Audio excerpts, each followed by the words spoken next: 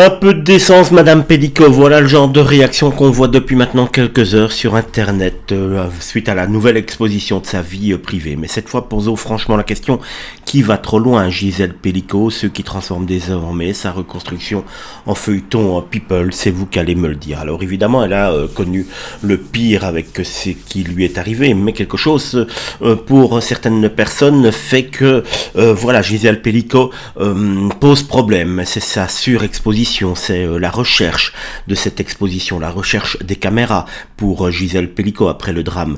C'est ses disputes avec ses enfants, surtout sa fille à qui elle ne parle plus et dont les comportements des uns et des autres ont soulevé beaucoup de questions lors de ces procès. C'est surtout sa nouvelle exposition où elle vient dire que maintenant elle est folle amoureuse et qu'ils sont amoureux avec son nouveau compagnon comme des adolescents, qui poussent évidemment les gens sur Internet à beaucoup de critiques. Alors certains disent qu'elle a raison de montrer qu'elle se reconstruit, qu'elle repart de l'avant, et d'autres disent tout simplement que cette surexposition est très malsaine, tout simplement qu'elle devrait vivre désormais sa vie dans l'ombre un petit peu. Alors je ne sais pas ce que vous en pensez, n'hésitez pas à le dire, mais c'est vrai que le cas Gisèle Pélico pose forcément question, et on se pose tous la même question, peut-être.